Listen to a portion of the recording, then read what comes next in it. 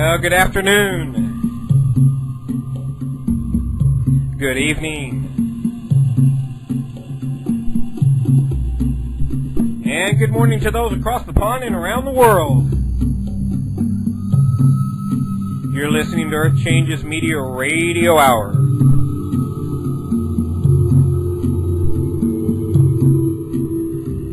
My name is Mitch Battros, and I am your host. Welcome to all of you, especially to those who are new or coming to us for the first time.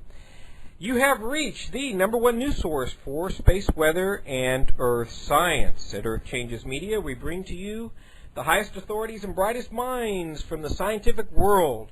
All major agencies such as NASA, NOAA, European Space Agency, Royal Observatory, and U.S. Naval Observatory, just to name a few, have all been represented here on this show.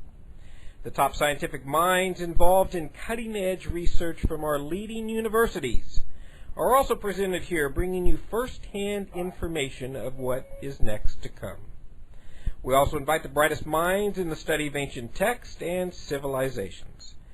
We take a serious and concerned look at what our ancestors have passed down from generation to generation, often telling us with stunning accuracy of this very time.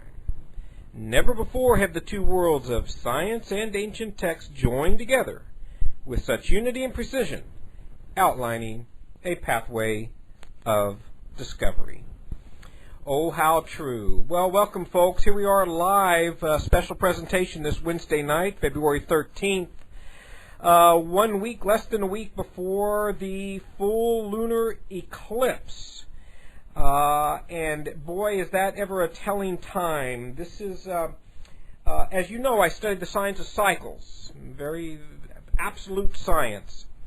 And that's simply the science of trends, events that have occurred, and simply logging them and as it relates to certain events. Well, hence these full lunar eclipse. I have gone back in time. I have them listed. Hopefully you're receiving the newsletter. If you're not, you certainly want to sign up for it. And I've listed what has happened 14 days prior to and 14 days and or 14 days after a full lunar event going back to 2000.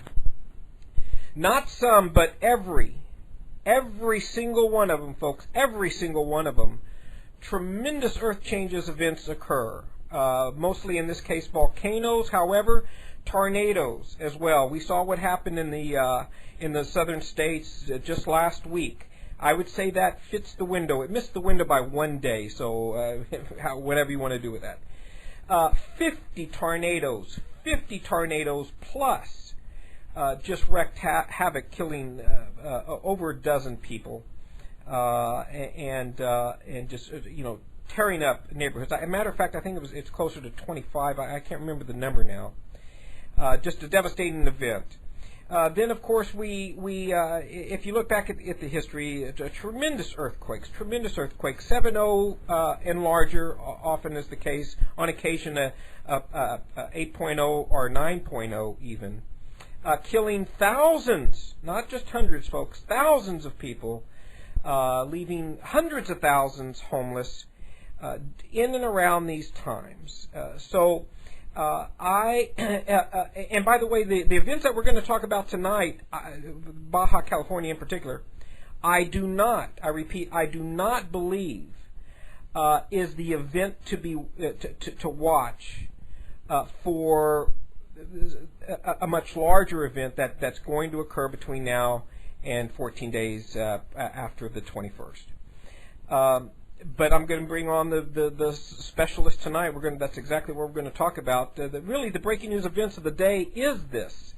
There's not much going on. There was a tornado in Florida. No casualties, thank goodness, that occurred yesterday. We have more news about that up on the Earth Changes Media website. Well, here there is a little bit of news, and that is, quote, record-breaking temperatures. Low temperatures, folks. Now, one could argue that snow is not the benchmark that proves that global warming is a myth, because it's precipitation. So it's not so much the snow, but it's the record low temperatures that slaps the face of this myth called global warming. And there's a lot more to say about that. Okay, now let me just a very quick introduction, because so many of you know Jim Berkland very, very well. We love to have him on the show as often as we can, and I can't think of a better person during this time. Jim Berkland, geologist, is here now. We're going to introduce him in just a second. We're going to discuss the Baja California swarm and other things that are going on. Jim Berkland publishes, so it's in print, folks. Actually, it's on his website as well. But he also has a newsletter, so it's in print prior to events, and he has what he calls a window of opportunity. And what he does is he predicts earthquakes, and he's going to tell us how he does that, and of course the accuracy in doing so. Just a short little thing about swarms. An earthquake swarm, or swarms, are sequences of nearby earthquakes striking in a short period of time. In this case, it's really a bit longer, but a 72-hour period is still considered a short period of time. But I'm not sure when this one's going to let up. We've seen it occur at Yellowstone, which I think lasted 5 days. It was a little over 3 days, I think it was. Again, hundreds of smaller earthquakes then. There are a couple of unique aspects to this, what's going on in Mexico, Baja California. One of them is the size, and a second one might be the amount of time that's going on here. But again, we'll have Jim Berkland clarify that. There are differentiated from earthquakes, swarms, that is, succeed by a series of aftershocks by the observation that no single earthquake in the sequence is obviously the main shock. So that gives you a brief explanation of a swarm to kind of hone in on that. Let's get to Jim Berkland right away and just launch right into this. Jim Berkland from near San Jose, California. Glen Ellen, welcome to the show. Yeah, hi, Mitch. Actually, Glen Ellen is as far north of San Francisco as San Jose is south. Oh, okay. Yeah, up in the wine country now. That's right. Valley of the Moon, and I thought that's most appropriate because I use the moon in my earthquake predictions. Yes, you do. And with this beautiful eclipse, it'll be the last total eclipse of the moon we'll see for 3 years. So better get out and see it on the 20th, about 7 to 10 o'clock here on the Pacific coast. And it'll maximize around 8 o'clock. So it should be great. It should really be dark because the moon is completely covered by the Earth's shadow. Jim, do you happen to have a map or chart on your website so people can go and see where, related to the state that they're in, when it will arise? Well, the lunar eclipses cover half of the Earth. It's not like a solar eclipse where it's only about 90 miles wide, where you get a total path. Right. So yeah, everywhere in I think North America, South America will see the eclipse. Okay. Jim, there's some unique. Well, first, give us an update. I haven't had a chance to go to any of the earthquake sites here in the last few hours. What's the update on Baja? And I understand Chapata. Wait, I didn't pronounce that correctly. Chapatas. Is it Chapatas?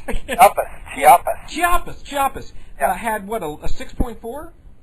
Yes. And that was most timely. As in the last line of my February issue, which I put out in late January, I got it to the printer in late January, I said I expect a 6+ in Mexico during the month of February. And of course I got teased with those 3.5 magnitude quakes on the 8th, on the day of the solar eclipse. And they hit the day we came back from Baja. Oh, man. And so then I said, well, it was close, but still looking for that 6. And we got the 6 here, yesterday. Yes. Chiapas. And I hope that's all they get down there. That can be quite devastating to the types of buildings they have in Mexico. So yes, we hope that certainly satisfies the prediction and that we don't need any more. Now, this series right on the border there, in the Salton Sea Trough, Baja, yes, it's now totaled 51 quakes of at least 3.0 magnitude and up to 5.4. 3 quakes of 5 magnitude. So this is a rather extensive swarm, but it isn't that unusual for that Salton Sea trough where the epicenters or the foci of where the earthquake originates. They're pretty shallow, and that's typical of heat spots, hot spots like around volcanoes. Well, it's also in that part of the San Andreas Fault. It's quite a thermal area. There's hot springs, and they've actually, creating geothermal power there around Salton Sea. So a lot of, electric generators. So there's some use for it. But in those kinds of areas, we tend to get earthquake swarms. Now, it was interesting, in 1979, there were about 3 or 4 quakes of 3 magnitude, and then suddenly there was a 7 on the 15th of October in 1979. And I was in my office on the 7th floor of the county building in San Jose, and I had a 4-foot line with a pendulum on it near my desk. And as everybody was leaving around 5:30 in the afternoon, I saw it begin to sway about an inch. And so I turned on my little transistor radio, and I hear that indeed San Diego felt the quake, and it was centered south of Salton Sea. Major quake.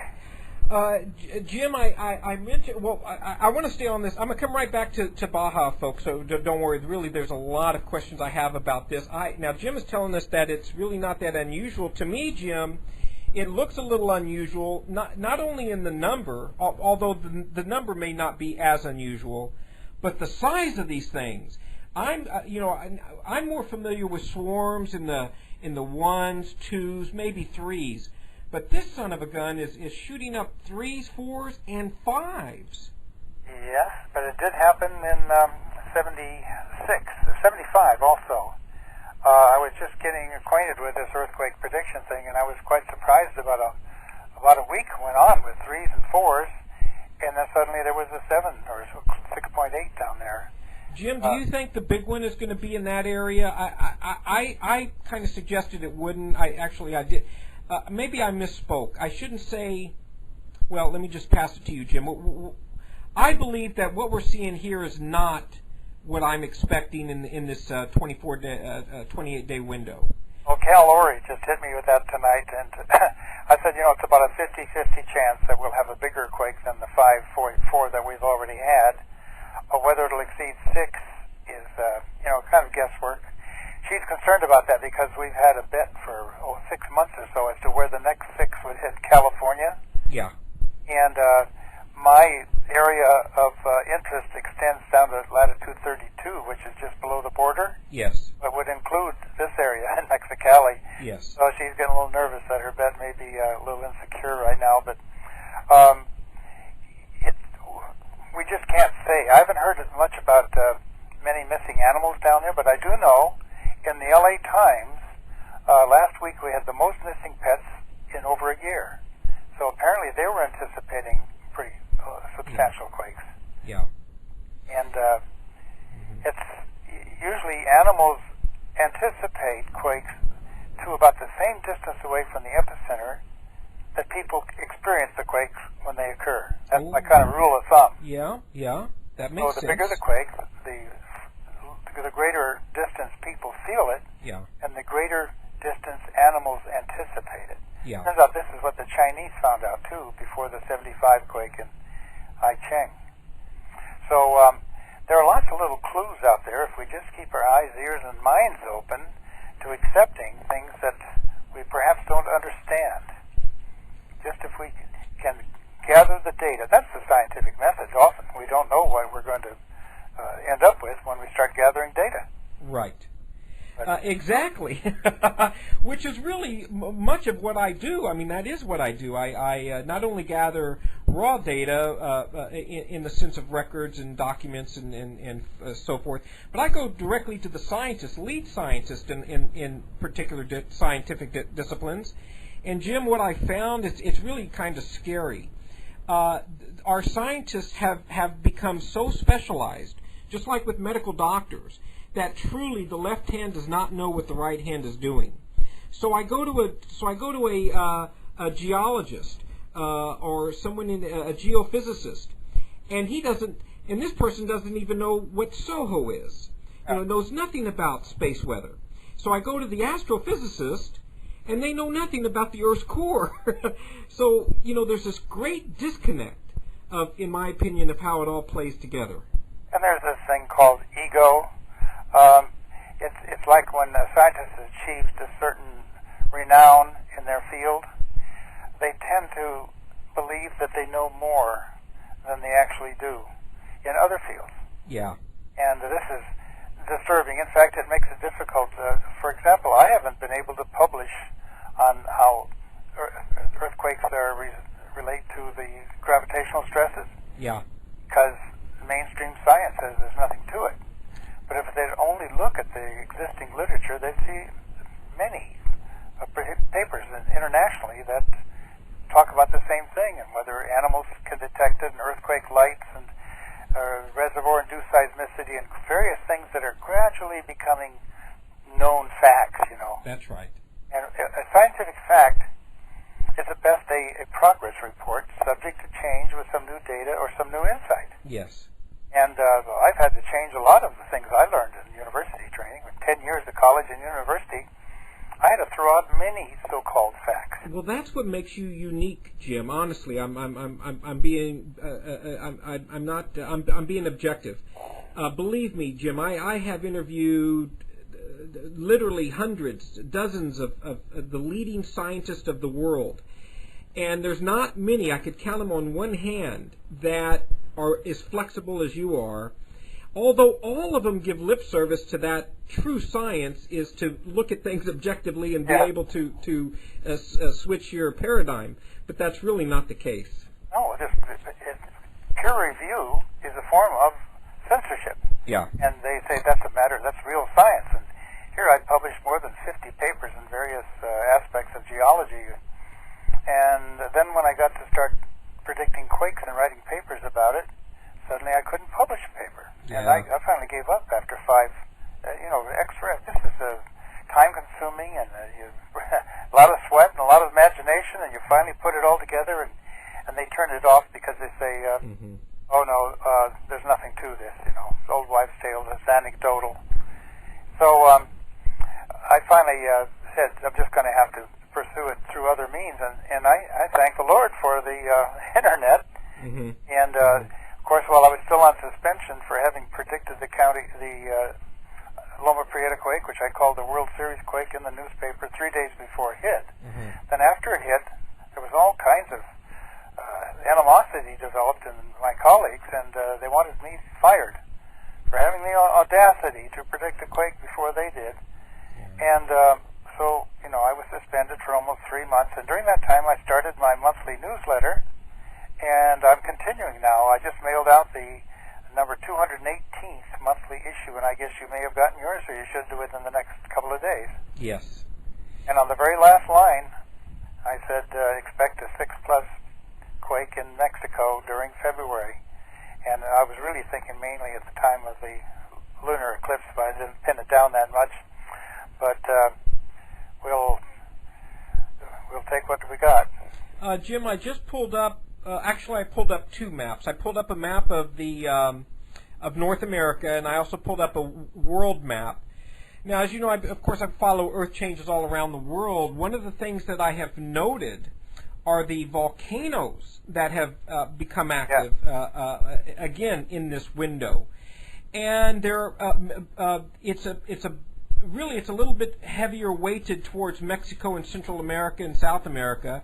However, I am not denying, I'm also paying very close attention to the volcano in Alaska. Yes, Cleveland volcano. So up there in Alaska, but there's also a Columbia volcano. Yes. Yes. It seems like there is more activity this time than is normal. It's quite interesting. Now, there's another little thing. When that swarm occurred in 1979, it was followed within a week or two by a similar swarm in the Owens Valley area near Mammoth Lakes. Yes. And Owens Valley is more south of Mammoth Lakes. Right. But why that was especially interesting to me is because I found out that near Mono Lake, back in 1939-40, there was this big mud volcano. Now that's a geothermal area, and there's Yes. hot springs and hot, baths and natural little creek there where people take nice hot baths while swimming. Yes. Sometimes it gets a little too hot and they can't swim in those pools anymore, and that often precedes quakes. But this mud volcano was shooting up over 100 feet high near Highway 395, and it was quite a tourist attraction. Yeah. Well, then the 7.1 quake hit down in the near Brawley and near Salton Sea, Yes. and that was the famous quake that offset the orange groves by 15 feet. And air photos showed clearly this line that went right through and just it was quite clearly a fault line that offset a transverse displacement of 15 feet. And that was sort of the classic earthquake. They had so many instruments at the time that's what they used to design many buildings for, this type of shaking from that quake. But what's almost unknown, and I just stumbled across it, is that mud volcano died out right after the quake. Almost immediately after, no more mud volcano. It has not returned. Yeah. But then in '79, as I say, the big quake in nearly a 7 near Salton Sea was followed by the rash of quakes, a similar swarm up, Once Valley, near where that mud volcano had been. So we do seem to have some kind of a subsurface connection there. Yes. That really can't be denied. Jim, when I listed the incredible events which have occurred, earthquakes in particular, in and around a full lunar eclipse going back a dozen years, I really could not see any pattern geographically of where it might occur. In other words, do they, do most of them occur in South America? Do most of them occur in Asia? Or Middle East, and I could not find any pattern. So again, I'm looking at this map. I'm looking at Baja California. I'm looking at the volcanoes that are going on, and just in my very amateur analogy is, although watch me be so wrong on this, it looks like it's A, in the Western Hemisphere, and B, somewhere along the West Coast, following the Ring of Fire all the way down from Alaska all the way into South America. Yes, that certainly is undeniable. The Ring of Fire has most of our active volcanoes and most of our larger earthquakes. So I don't know anyone a lot of people have looked at this possible pattern of bouncing back and forth. I do know that back in 1906, the Professor Omori, leading seismologist in Japan, had looked at what happened along the west coast. There were 2 great earthquakes in southeastern Alaska, and then in 1899, and then in 1906, before the San Francisco quake, on March 31st, there was a great earthquake in South America. Mm-hmm. So Omori said, now it looks like the next place for the next great quake is Mexico or California, more likely California. Mm-hmm. And he announced that in early April of 1906, 2 weeks before the big one in San Francisco. So there is some clue to the seismic gap theory. Yes. In fact, my one course in seismology was at Berkeley under Dr. Perry Byerly, grand old man there, and he pointed out that down the boot of Italy, there is a line of earthquakes down the Apennine Mountains, and there were a series of earthquakes in the northern part of the boot and then in the southern part of the boot. In about 1925, this Italian seismologist said, now we're due for a moderate quake in between. And it happened.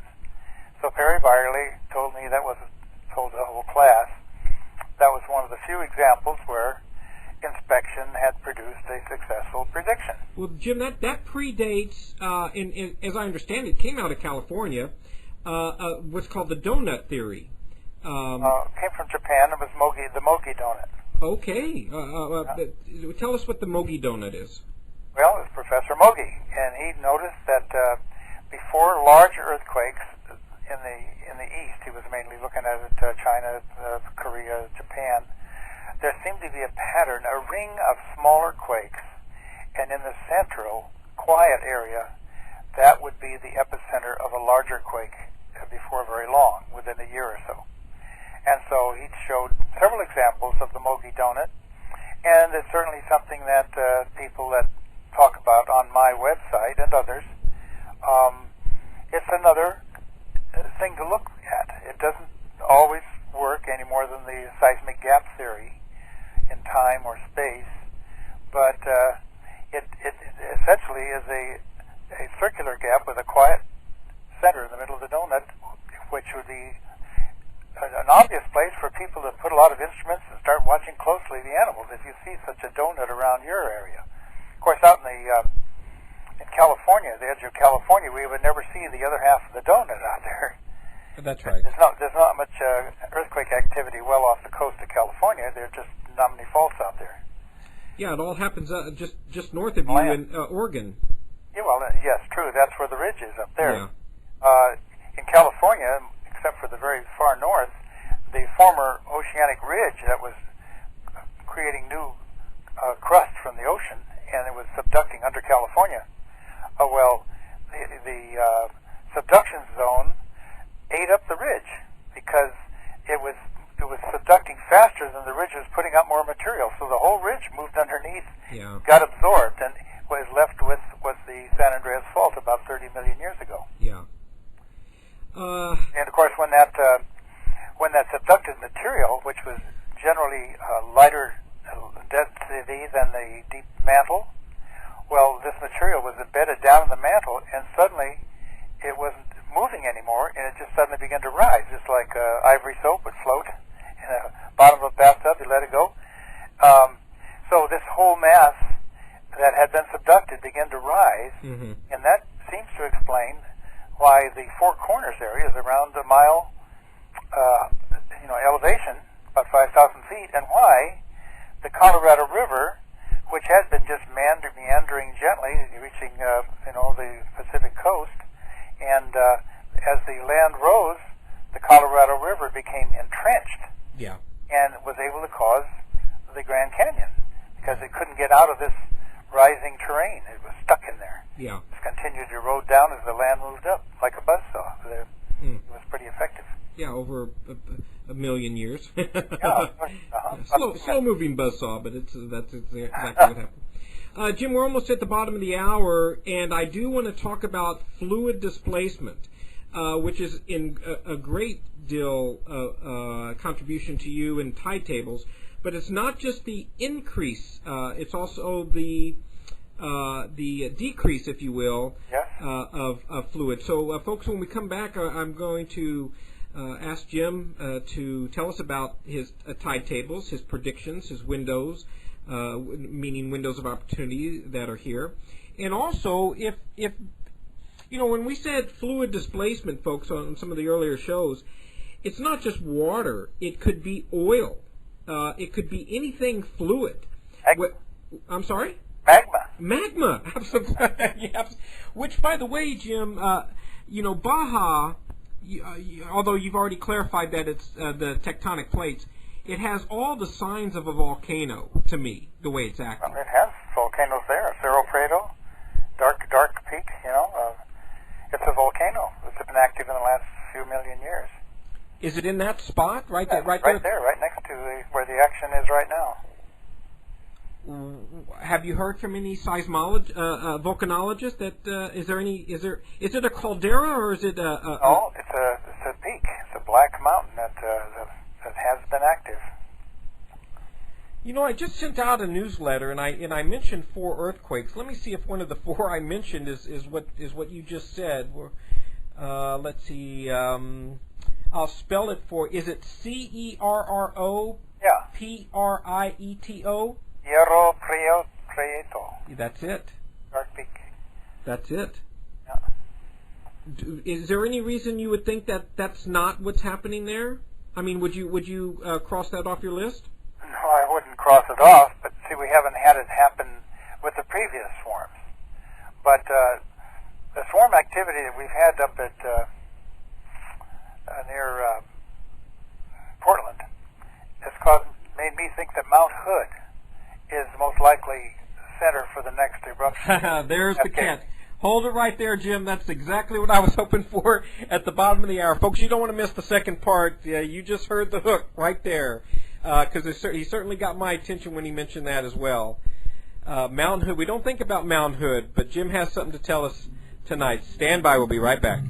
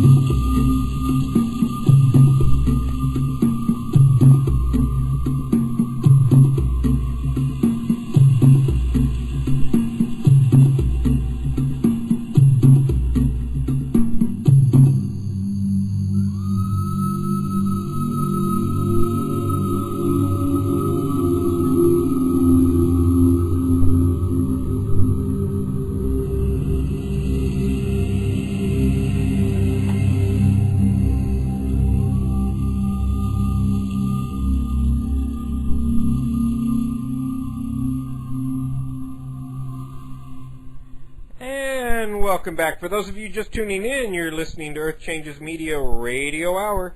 My name is Mitch Battros, and I am your host. My guest tonight is Jim Berkland, geologist, who on occasion tries to tell us that he's retired, but really, folks, this guy is anything but retired.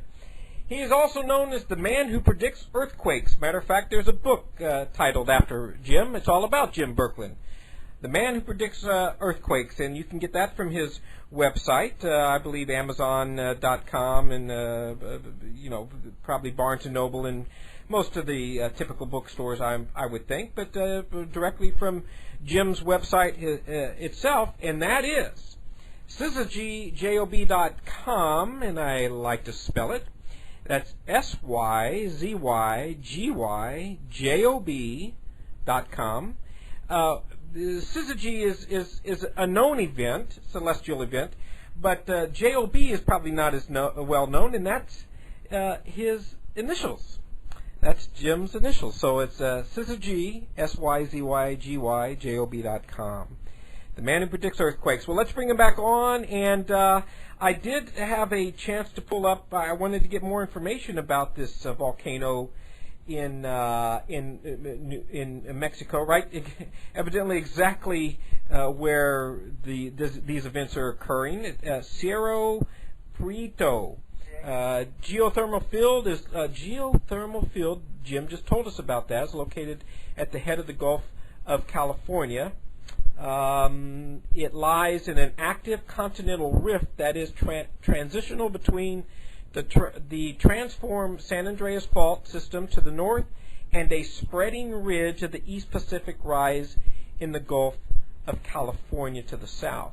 And I have a picture of it, folks. It reminds me of that volcano, dormant volcano in New Mexico. I can't remember the name of that one at the moment. Argentine? Yes, Jim, welcome back to the show. I'm looking at this thing, and there's no way anybody could miss any activity from this thing. It looks like it's right in the middle of a desert, Jim. Yeah. Like a lake bottom. It looks like a caldera, is what it looks like. Well, the Salton Sea is an extension of the Gulf of California, and at one point the ocean water did spread up into the Salton Sea area, which is, over 200 feet below sea level. Yes. So the Colorado River and everything would prefer to flow downhill rather than just to higher sea level. Yes. Okay, now let's get back to, of course, we'll revisit this again, but we were talking about fluid displacement, and then a surprise, we'll come back to fluid displacement here in just a second, but Jim alerted me, really, to the activity in the Cascade Range, but none of the volcanoes we typically think of, folks. It's not Mount St. Helens, and of course it's not Mount Rainier. Heaven forbid that sucker start waking up. But it's Mount Hood. Jim, what can you tell us? Well, I've noticed that about every 3 or 4 years we have a nice little form of earthquakes underneath and very close to the actual peak at Mount Hood. And it was active in the mid-1850s, and there are still, hot springs and maybe some gas seeps around it. But when you start getting earthquakes right underneath a volcano, it usually means magma on the move. Yes. But you don't really suspect an eruption until you get harmonic tremors, which are just continuous movements and squeezing up of this magma along fractures, where you don't get a P wave, you don't get a main strong wave, you just get continuous action, just continuous wavelets. So that's called harmonic tremors, and that's almost a sure indication that the volcano is about to erupt. And you did get those before Mount St. Helens erupted in 1980. If we mentioned my initials, I've got to tell this story. My initials were the same as my dad's. He was Joseph Omer Berkland, and I'm James Omer Berkland, and my son was born in, I wanted him to have the same initials. My wife objected to have another Omer in there.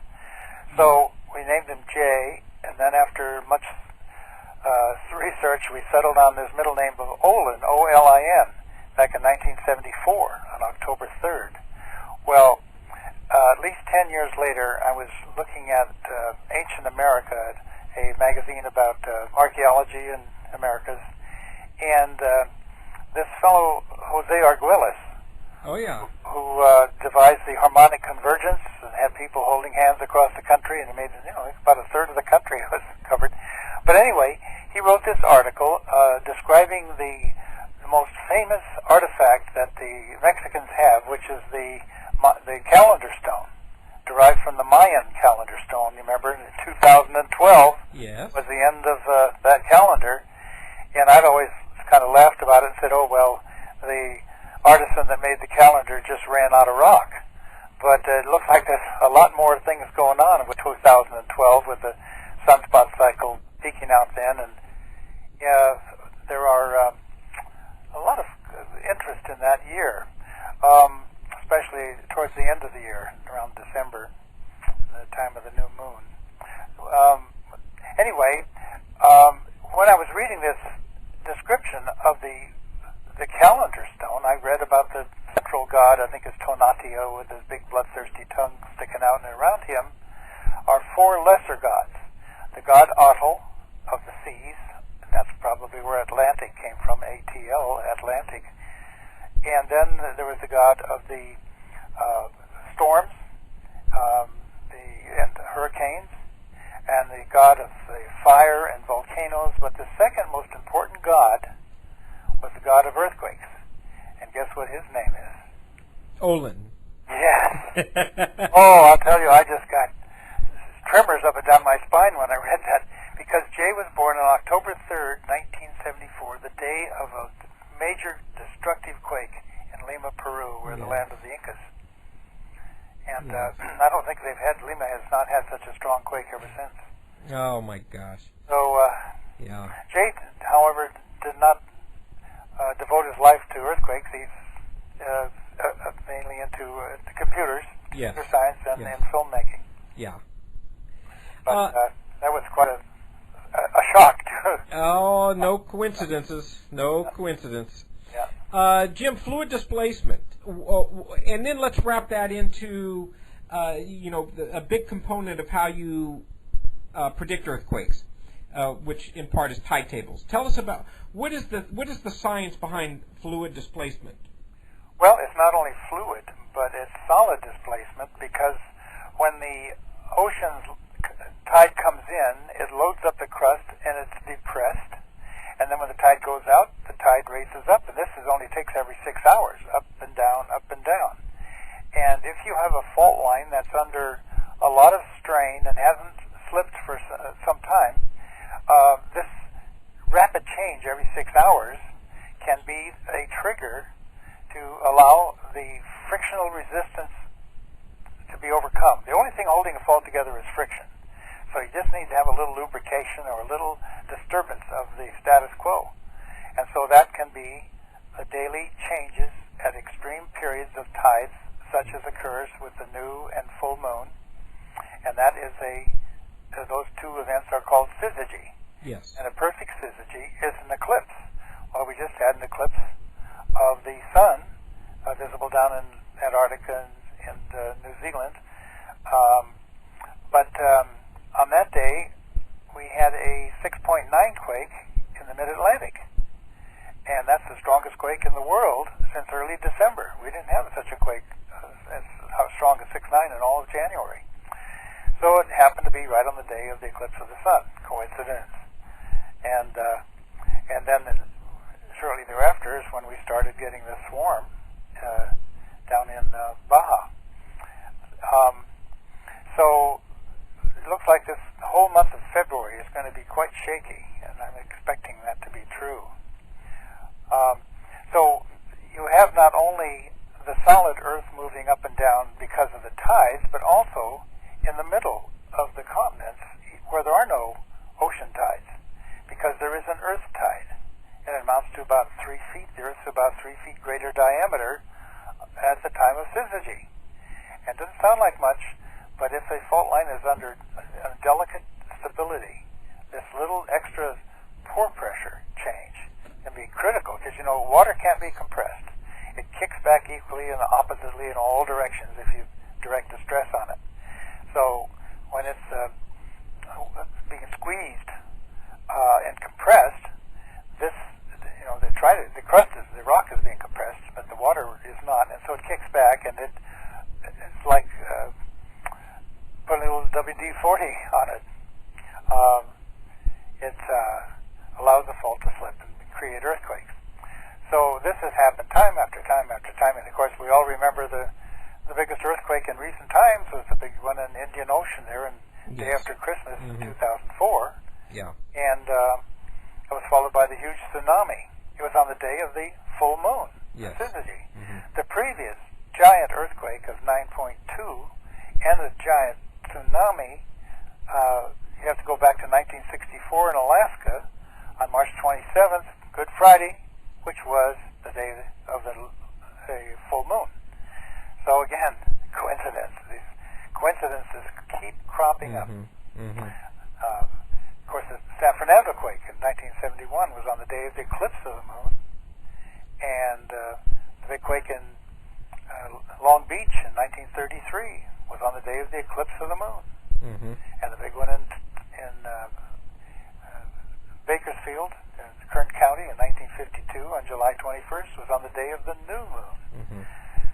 So these things keep happening, and eventually my colleagues are going to have to come around and face the facts. Syzygy is a time of increased potential for earthquakes. They don't always occur, but the possibility, the probability goes up. And what does the tide tables and the other parts of your formula tell us for the next, through the eclipse? And by the way, the exact time, NASA just put out a great map, if you will. It for us here on the West Coast, Jim and I and all those that are listening from California on up, it's 7:51 p.m. Pacific time is the exact moment of the total eclipse. Yeah. It begins at 7:01 p.m. Pacific time. Yeah. But the whole thing lasts about an hour when Yeah. the moon is eclipsed, but that's the darkest point. And Yeah, the we might darkest actually see a really dark moon this time. But this is on the 18th. We're going to have the highest tides of the month, the 7.3-foot range. Oh boy. March that decreases, and then in April it begins to build up again, 7.5, and then May 7th, 8.6, and on June 4th, 9.0 feet. The time between the closest approach of the moon for the year and the moment of the new moon will be only 6 hours separation. Wow. They could be 8 hours, 8 days apart. Yeah. So that's what's accounting for these extremely high tides. There'll be a huge stress on the crust, and almost certainly a lot of remarkable quakes expected in the middle of this year. Mm. Now, you said the 18th of February, right? Yes, coming right up. Yeah. We're having the highest tides of the month. Well, that would certainly be a place to keep an eye on. That date would be certainly a place to keep an eye on, I would say. Yeah, and that's why I opened up my window 2 days early. I usually open it up on the day before a newer full moon or on the day of the newer full moon. But because those are the highest tides, I look at the tide calendar. I have a very nice, every year I buy the tide calendar for the year, and it has a nice blue line showing the range in tides at various places around the country. Yeah. You can get them from Hawaii or from Puget Sound or Golden Gate or the East Coast. And so I usually get several of them so I can monitor what's going on. And my seismic windows always include the highest tides of the month. Yeah. Yeah. Now, people can just picture. I think I'm the only one that actually did the arithmetic because I couldn't find it anywhere. Right. If you understand that a foot of water, a cubic foot, weighs 62.4 pounds. So if you had 1 foot of water over 1 square mile, you can multiply that 62.4 by how many square feet in a square mile. Well, you end up with nearly 1 million tons of water over a square mile. Man. And you look at, there's like 500 square miles in the San Francisco Bay and Delta, and at least that in the Puget Sound area. Yeah. So that water sloshes in and out every 6 hours, and it's like a wire between your fingers. When you wiggle it, and you feel that frictional resistance building up, and the wire heats up, and suddenly metal fatigue, pop. Yeah, yeah. I look at crustal fatigue along faults, pop, earthquake. Okay, so we have that, again, sitting around the 18th. We have animal behavior, which you've mentioned. Mostly because of the changes in the magnetic field that we are quite aware of occur before larger quakes, and it distorts the magnetic field, and compasses respond, and animals that are migrating, such as bees, well, bees not so much, but they often leave their hives, but monarch butterflies and whales and dolphins and salmon all have this mineral magnetite in their bodies. Honeybees don't grow it until they grow wings because they don't need to have any location sense until they're out of the pupal stage, the pupa stage. And so Dr. Kirschvink at UCLA has postulated that the whales, and they're migrating from the northern, Bering Straits on down to Baja California, they're traveling in north-south troughs, magnetic troughs. And if you can get those magnetic troughs disturbed so they bend and curve right up onto a beach, there go the dolphins and whales happily swimming right up onto the sand because every instinct tells them they're swimming right. Who put that sand in the way? Yeah. And people that are small whales, and people have gone in and tried to straighten them out, bring them back out to sea, they come right back in again. Right. So it's a lot of mass deaths sometimes just before earthquakes. Any reports on that in that area? Many reports, yeah. Last time Humphrey was in the Bay was in October of 1990. Yeah. And he got stranded up on the mud bar near Candlestick Cove, and people sat with him all night, covered him with blankets, and sprayed him and sang him songs and things. And the next day they hauled him off with the ropes. He swam around the bay, and then he headed back out the Golden Gate. They had a beautiful picture of him in the San Francisco Examiner. And right next to this picture of Humphrey waving goodbye to San Francisco was a column saying 5.8 quake, Shakespeare. Oh, man. Oh, connect the dots. Yeah. My goodness. Jim,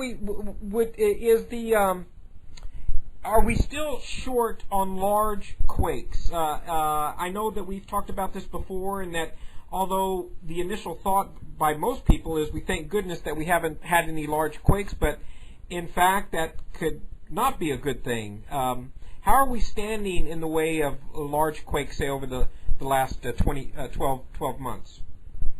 Well, they increased last year. With having the previous 2 years, there were 11 major quakes of 7 magnitude or more. Last year, there were 17 of them. Mm-hmm. And 4 of them were great earthquakes, which is a real surprise. You normally get 1 great earthquake of more than 8 magnitude every year. Mm-hmm. But we had 4 of them last year. Yeah. And I just inspired me to spend several days going back through all of the largest earthquakes of more than 8 magnitude. Oh, I got about 210 of them. Mm. And I forget the number right now, but about 150 of them were in a window. Mm-hmm. And it turns out my old nemesis, Roger Hunter, who had been monitoring my predictions since 1979, and always just said there was nothing to it, and I never reached the magic number of 99 percentile probability. Well, when he analyzed the results of the largest earthquakes, they hit the 99.5 or so percent, and he had to come around and say he does think it's coincidental, but it certainly was suggestive. My goodness. Speaking of that, do you have any ongoing bets with any of your colleagues? Is it Caltech? No, not Caltech. Cal Ori, who she normally writes about foods like olives. She's just written a great book about olives and the history of olives and olive oil. Yeah. And that book just came out about a month ago. It's doing quite well. Before that, she wrote about apple cider vinegar, and that's been doing fine.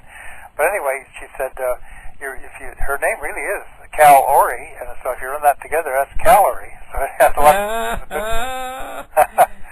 But anyway, yes, I'd bet her the next 5 magnitude quake was going to be in Southern California rather than northern.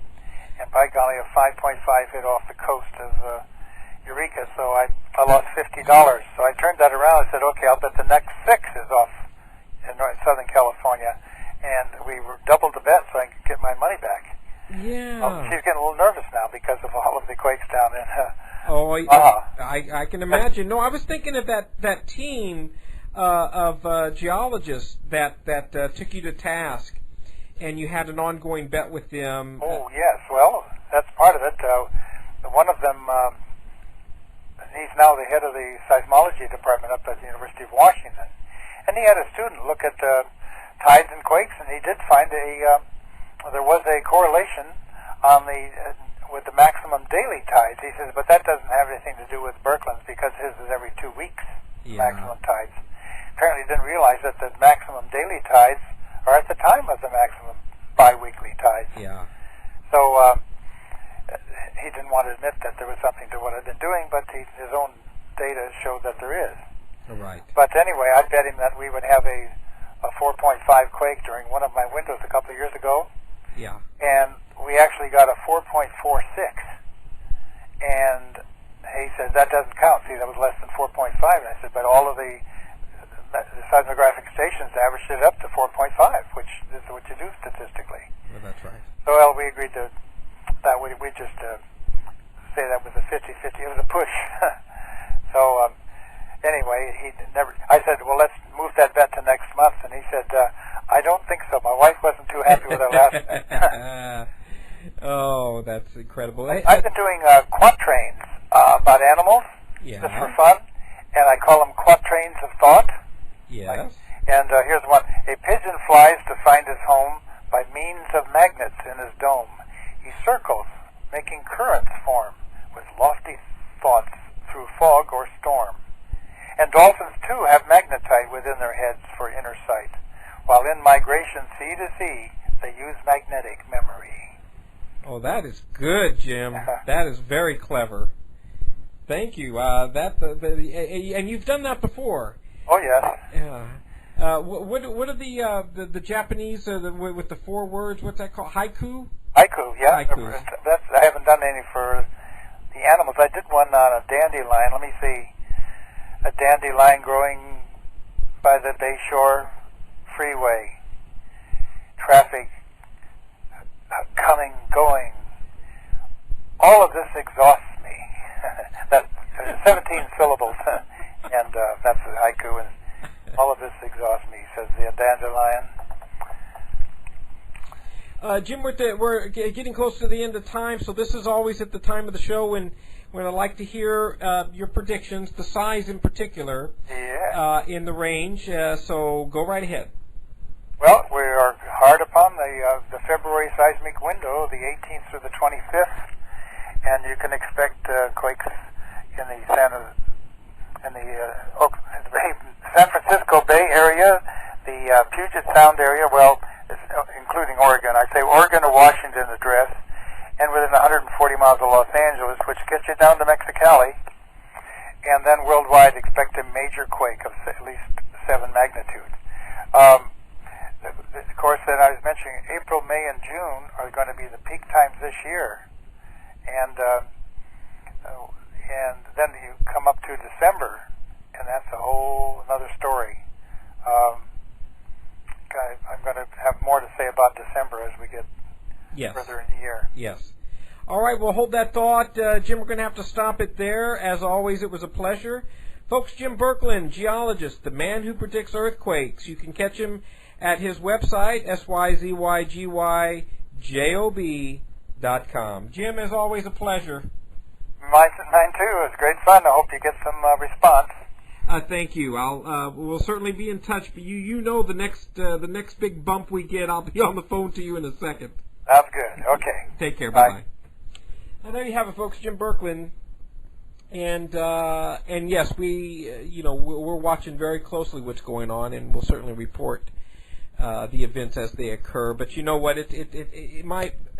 My guess it's going to be so big that you won't need to wait to hear from me. It will make the breaking news all over the world. Really, it's going to be of that magnitude.